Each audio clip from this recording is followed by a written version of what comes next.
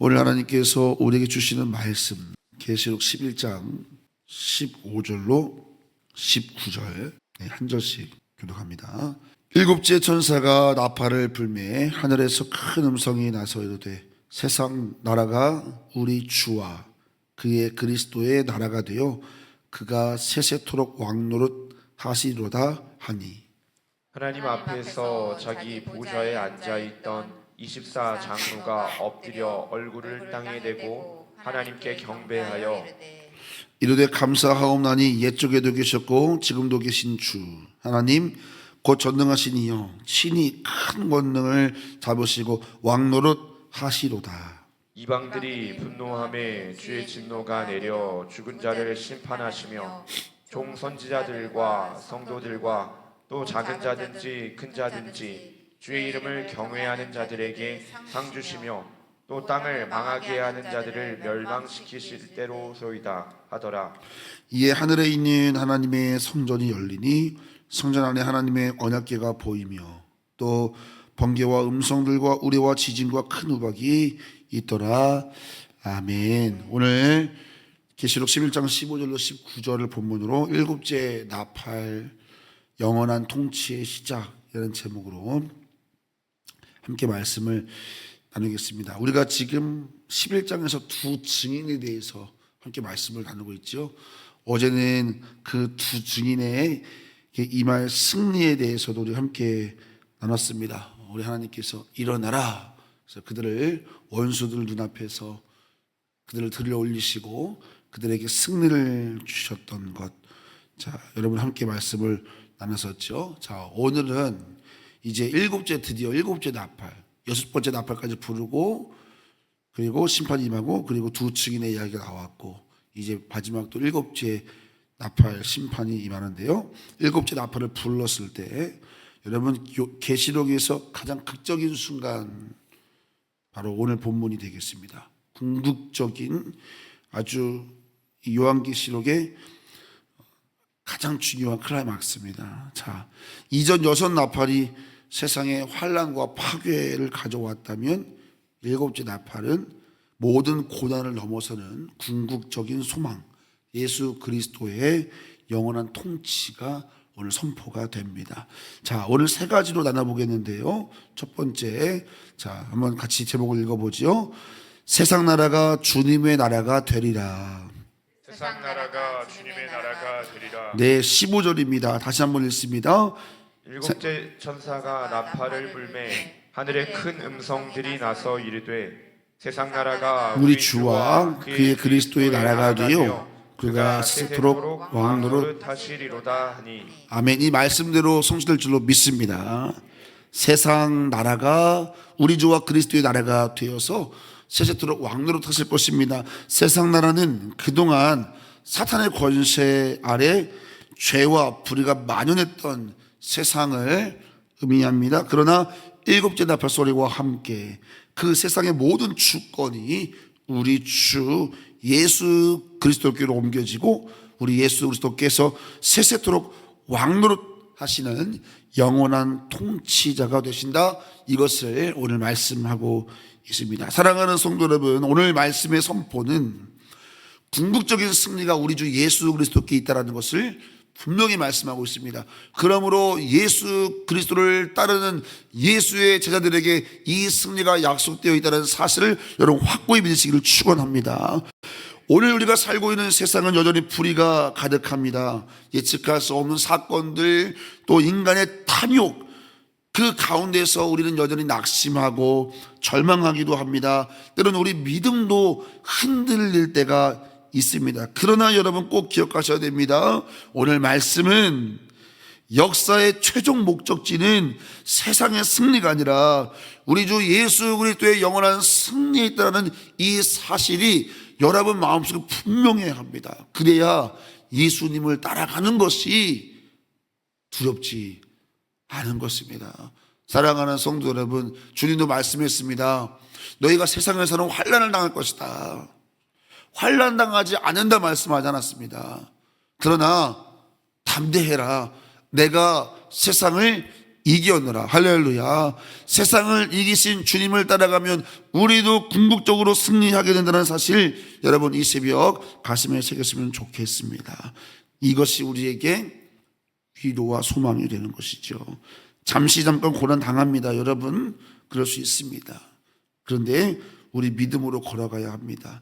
여전히 오늘도 우리가 살고 있는 세상은 다양한 권세 아래에 움직이고 있습니다. 그러나 궁극적인 주권이 우리 하나님께 있음을, 우리 주 예수 그리스도께서 영원히 다스릴 것임을 여러분 바라보면서 오늘 여러분의 말과 오늘 여러분의 행동, 또 오늘 여러분의 선택, 이 모든 것들이 최종적 결론에 의해서 이루어져야지, 오늘 눈앞에 있는 것으로 인해서 여러분의 말과 행동과 선택이 결론을 내려서는 안 되겠습니다. 오늘도 여러분의 말과 행동과 선택 속에서 그리스도의 승리가 배어 있기를 예수님의 이름으로 축원합니다.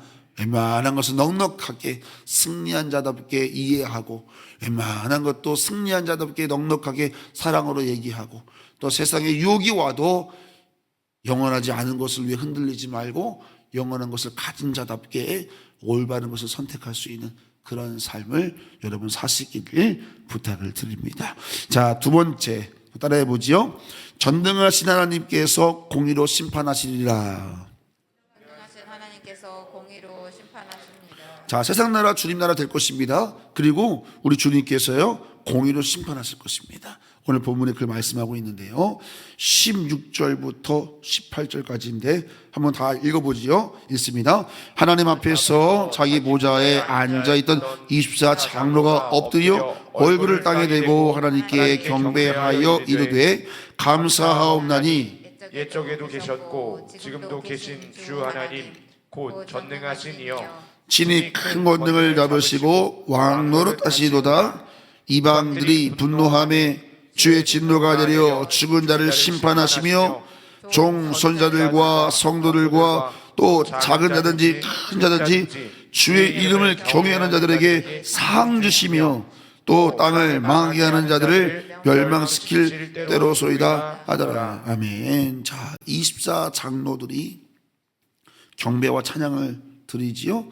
그들은 자신들의 보좌에 앉아 있다가 엎드려 얼굴을 땅에 대고 하나님께 경배합니다. 그 경배에 여러분 그 가사를 보십시오. 뭐라고 하고 있습니까?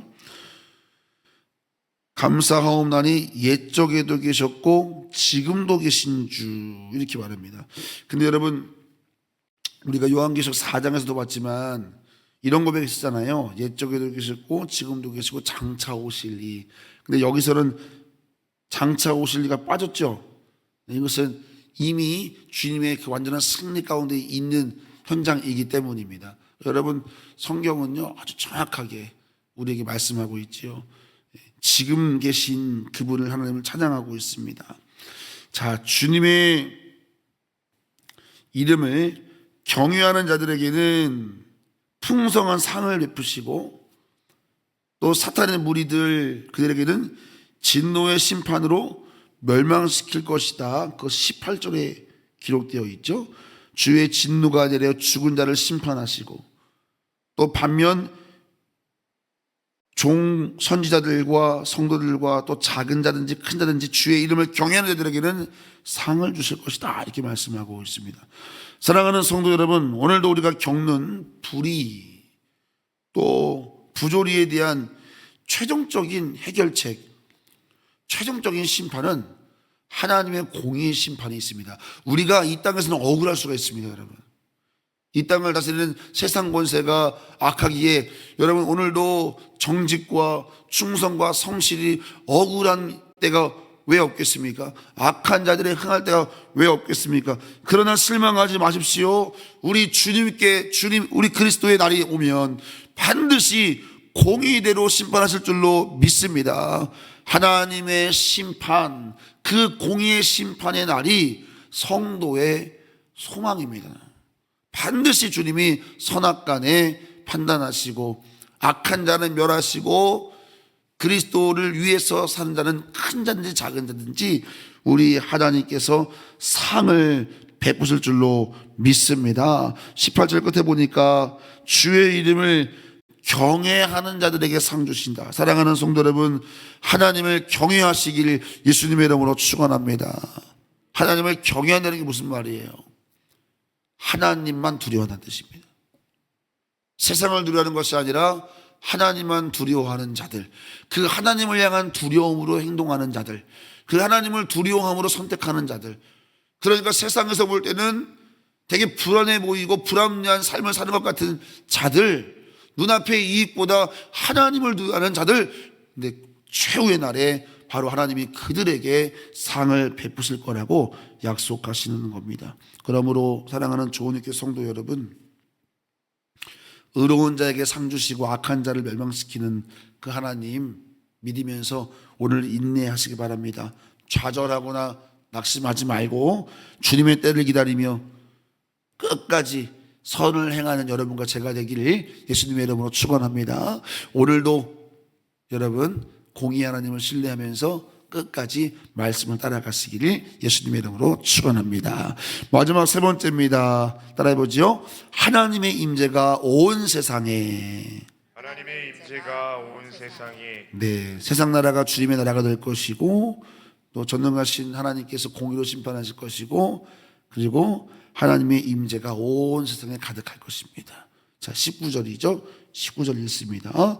이에 하늘에 있는 하나님의 성전이 열리니 성전 안에 하나님의 언약궤가 보이며 또 번개와 음성들과 우레와 지진과 큰 우박이 있더라. 자, 구약 시대에 언약궤는 지성소 안에 숨겨져 있었고 대제사장만 1년에 한 번 생명을 걸고 접근할 수 있었습니다. 그 하나님의 법궤는 하나님의 임재와 하나님의 언약의 신실하심을 의미했습니다. 그런데 오늘 본문에 보니까 하늘에 있는 하나님의 성전이 열리고 하나님의 언약궤가 만천하에 드러나는 것을 오늘 우리에게 말씀하고 있다는 것은 하나님의 임재와 하나님의 언약의 신실하심이 이제 온 세상에 명확하게 드러나는 것을 의미합니다. 더 이상 감출 것이 없는 것입니다. 하나님의 임재가 이제는 충만한 것을 우리에게 말씀하고 있는 것입니다. 더 이상 가릴 것이 없고 감출 것이 없고 그 완전한 계시 안에, 그 완전한 하나님의 임재 안에 온 세상이 거하게 될 것입니다. 사랑하는 성도 여러분, 하나님의 성전이 열리고 언약궤가 드러나는 것처럼 하나님의 통치가 완전한 임재가 우리에게 도래할 줄 믿으시기를 축원합니다. 어떤 순간일까? 어떤 영광의 순간일까? 감히 상상할 수 없는 그 날이 우리에게 도래할 것입니다. 그런데 사실 그 날이 아직 우리에게 도래하진 않았지만 사실 우리는 그 임재를 오늘 경험하고 살고 있죠. 오늘 성령께서 우리 안에 이미 와 계시지요. 그래서 여러분, 성령과 동행하는 사람은 이 주님의 임재의 날에 어색하지 않을 수 있습니다.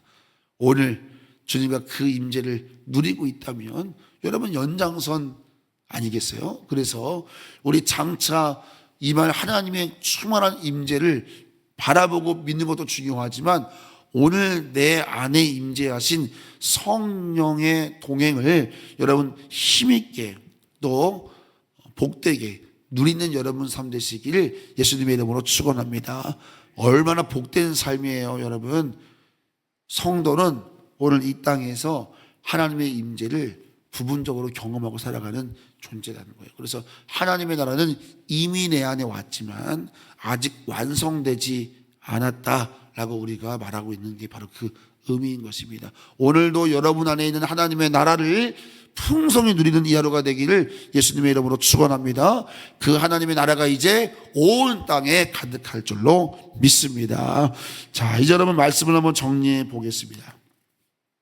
제가 며칠 전에 지은이 고은이하고 아내하고 저기 안양에 있는 공원에 가가지고 연을 날렸어요. 아이들을 이제 뭐 싸고 작은 연을 만든 거예요. 그래서 그 연을 날리러 갔어요. 와, 여러분 갔더니요, 연이 진짜 안 날라요. 근데 한쪽에는 엄청 높이 큰 연을 어떤 분이 자전거 딱 세워놓고 벤치에 앉아가지고 세워라 내어라 하고 있는데 엄청 높이 있는 그 연의 줄이 이분에게 묶여 있는 거예요. 근데 우리는 막 그냥 연 날리려고 뛰고 막 발버둥 치는데도 뭘 날지도 못하고 바닥에 막 내팽겨 치는 거예요. 여러분, 연 날려보셨죠? 연 날릴 때 뭐가 필요해요? 저항이 있어야 돼요. 바람이 있어야 돼요. 바람이 안 부니까 아무리 떠도 안 되는 거예요. 근데 여러분, 바람만 있으면 돼요?